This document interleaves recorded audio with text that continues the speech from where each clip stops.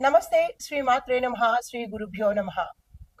మనకి మే నెలలో శని భగవానుడి యొక్క జయంతి అనగా పుట్టినరోజును మన హిందువులందరము చాలా చక్కగా ఎంతో వైభవపేతంగా ఎంతో భక్తి ప్రధానంతో మనం జరుపుకుంటూ ఉంటాము. మిగతా గ్రహాలకు లేనటువంటి విశిష్టత మన శని భగవానుడికి ఉన్నది. మిగతా గ్రహాలుగానే మనము పూజించుకుంటాము, పరిహారాలు చేసుకుంటాము, జపాలు చేసుకుంటాము. కానీ శని భగవానుడి దగ్గరికి వచ్చేటప్పటికి ఆయనకి పుట్టినరోజు వేడుకలు, ఆయన వివాహ వేడుకలు మన హిందూ సంప్రదాయంలో చాలా ప్రత్యేకంగా భక్తి శ్రద్ధలతో జరుపుకుంటూ ఉంటాము. అంతటి ప్రాశస్త్యాన్ని సంపాదించుకున్నాడు సాక్షాత్తు ఆ శని భగవానుడు. భక్తితో మనసారా ప్రేమతో కొలిస్తే కనుక అనుగ్రహించడంలో ప్రప్రథమంగా ఉండే రాశి అనుకో. రిపీట్ కట్ చేసి మళ్ళా భక్తితో ప్రేమతో కనుక ఆ స్వామిని ఆరాధించిన మనసుతో తలుచుకున్న భక్తులను అనుగ్రహించడానికి మొట్టమొదటిగా ఉన్న గ్రహం ఏదైనా ఉన్నది అంటే కనుక అది ఒక్క శని భగవానుడే. ప్రేమతో ఆయన్ని కొలవాలి, భయంతో కాదు. అయితే మనకి ఈ మే నెలలో స్వామివారి యొక్క జయంతి పుట్టినరోజు సందర్భంగా ఆయన తన ప్రజలకు ఎట్లాంటి బహుమతులు ఇస్తున్నాడు, ఎలాంటి అనుగ్రహాన్ని ఇస్తున్నాడు, ఏ ఏ రాసులను తన అనుగ్రహంలో తడిపి ముంచి ఎంత చక్కటి అనుగ్రహాలతో ఆ స్వామి కరుణించకపోతున్నాడు. రిపీట్ కట్ చేయండి. మే నెలలో వచ్చే ఆ స్వామి యొక్క పుట్టినరోజున ఆ మేషాది ద్వాదశ రాశుల వారికి తన అనుగ్రహాన్ని ఎలా ఇవ్వబోతున్నాడు, ఏ ఏ అదృష్టాలను ఇవ్వబోతున్నాడు అనే అంశాలను ఈరోజు మనం తెలుసుకుందాము.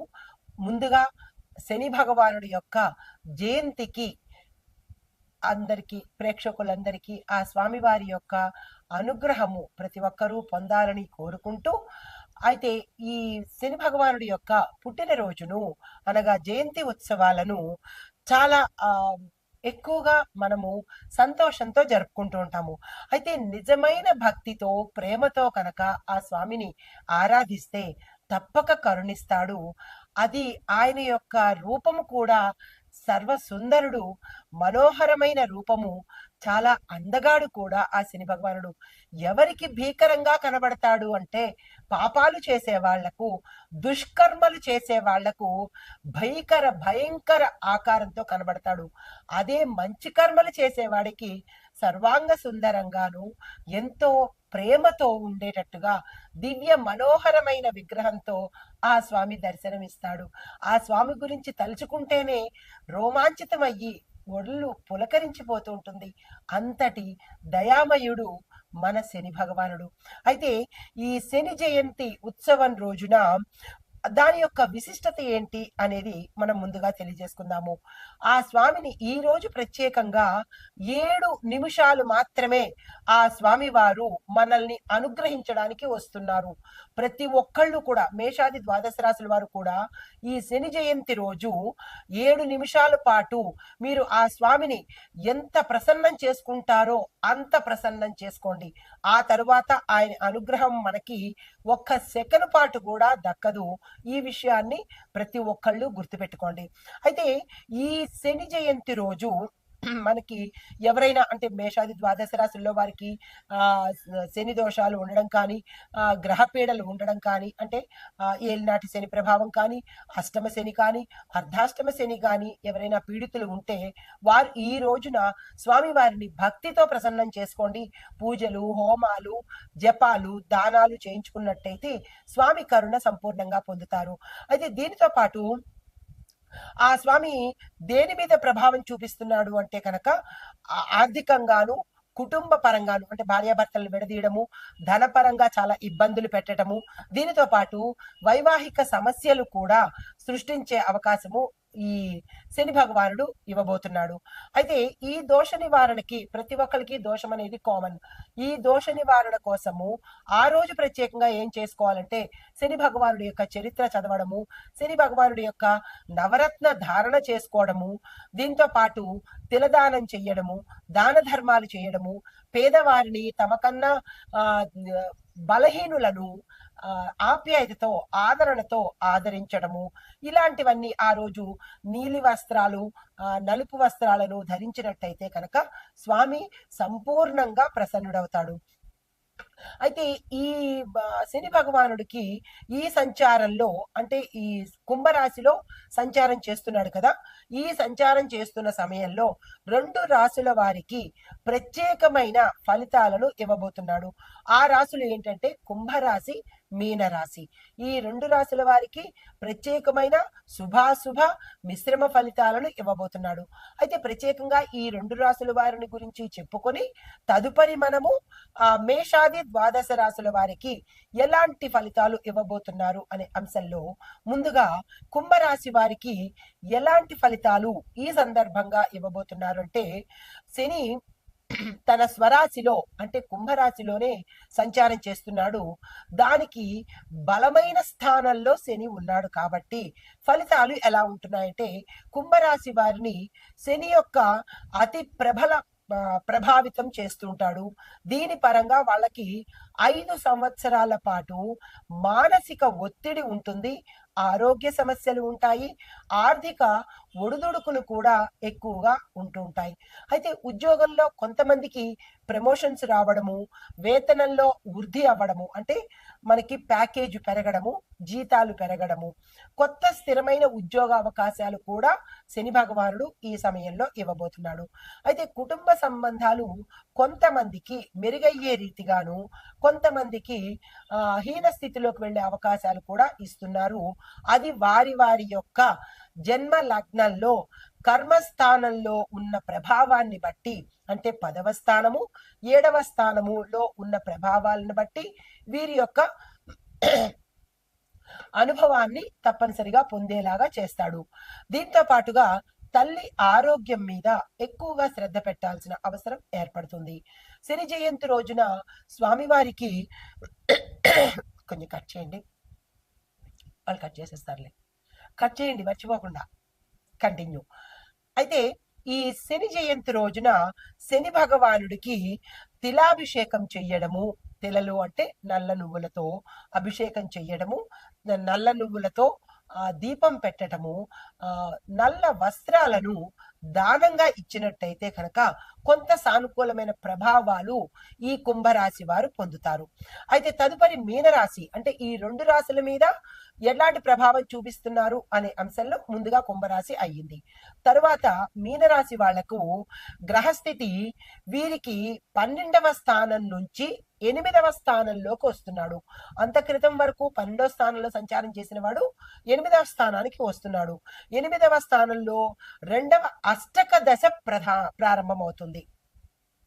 అయితే ఈ ఫలితాలు ఎలా ఉంటాయి అంటే, మీనరాశి వాళ్ళకి శని యొక్క సెకండ్ ఫేజు ప్రారంభం అవుతోందనమాట.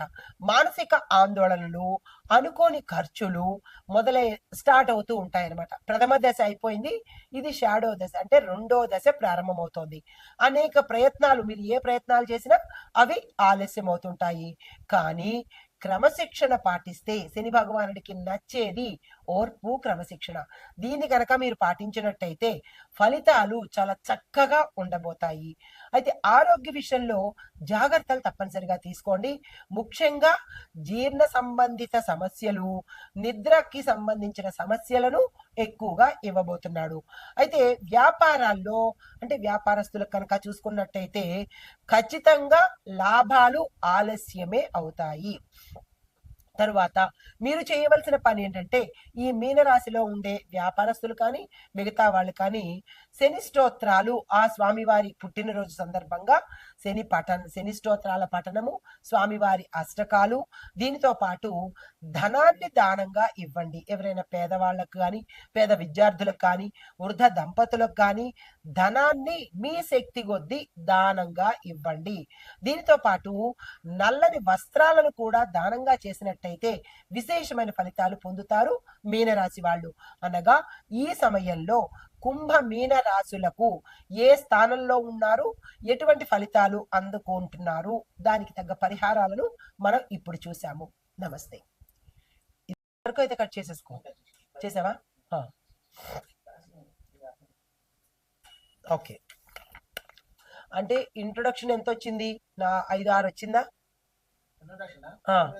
9 వచ్చిందా? అయితే ఇది 3-2 వచ్చినా సరిపోతుంది.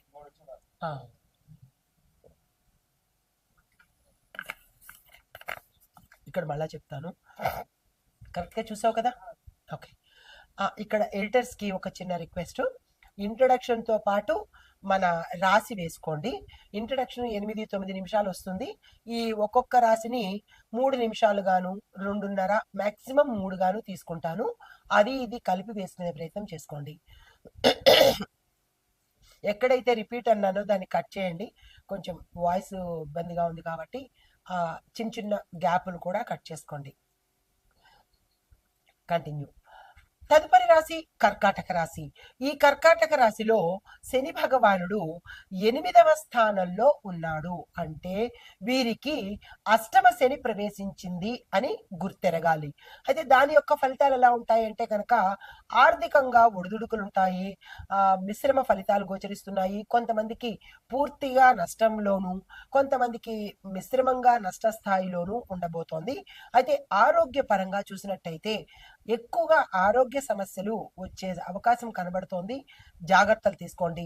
దీంతో పాటుగా ఎవరికైనా కంటిన్యూస్ గా అంటే గత కొన్ని నెలలుగానో కొన్ని సంవత్సరాలుగానో ఏదైనా రుగ్మతలు కానీ తీవ్రమైన వ్యాధులు కానీ ఉన్నట్టయితే ఈ సమయంలో అవి ఎక్కువగా అవుతాయి. కాబట్టి తక్షణమే మీరు డాక్టర్ పర్యవేక్షణ తీసుకొని జాగ్రత్తగా పడకపోతే ప్రాణహాని కలిగేటట్టుగా కూడా ఉన్నది.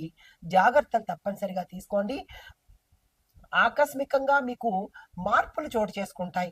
అది మీరున్న వ్యాపార సంస్థల్లో కావచ్చు, లేదంటే ఉద్యోగంలో కావచ్చు, లేదా కుటుంబంలో కావచ్చు. స్థాన చలనాలు, మీరు ఊహించని మార్పులు కూడా జరిగేటట్టుగా కనబడుతోంది. మీరు ఏదైతే కార్యాలు అనుకుంటారో, ఏదైతే వ్యవహారాలు అనుకుంటారో అవి చాలా చాలా చాలా లేటుగా, జాప్యత అంటే పోస్ట్ పోన్మెంట్స్ జరిగే అవకాశం కనబడుతోంది. దానికి తగ్గ ప్రణాళికలు వేసుకుని నిరాశ చెందకుండా ముందుకెళ్లే ప్రయత్నం చేసుకోండి. అయితే మీకు చెప్పదగిన సూచన, శని భగవానుడికి తిలాభిషేకము, తైలాభిషేకము. తిలాభిషేకము అంటే నల్ల నువ్వులను స్వామివారికి అభిషేకంగా నవగ్రహ ఆలయంలో చేయించుకోండి. ఇళ్లల్లో కాదు, నవగ్రహ ఆలయంలోనే చేయించుకోవాలి. తరువాత తైలాభిషేకము, ఆ నల్ల నువ్వులతో తీసినటువంటి మనకు మార్కెట్లో దొరికే నూనె కాకుండా మీ అంతటా మీరుగా నల్ల నువ్వులతో నూనె తీయించుకొని ఆ నువ్వుల నూనెతోనే, అది చుక్కైనా పర్వాలేదు లేదా చెంబుడైనా పర్వాలేదు, ఆ నూనె మాత్రమే శ్రేష్టము. ఆ నూనెతో స్వామివారికి తల మీద నుంచి పాదాలకు అభిషేకం చేసుకునే ప్రయత్నం చేయండి. దీంతో పాటు నల్లని వస్త్రాలను ఎవరికైనా, పేదవారికి కానీ, బ్రాహ్మడికి కానీ, తర్వాత విద్యార్థులకు కానీ, ఎవరికైనా సరే ధనంతో పాటు నల్లని వస్త్రాలను కూడా దానంగా ఇచ్చే ప్రయత్నం ఈ రోజు చేసుకోండి.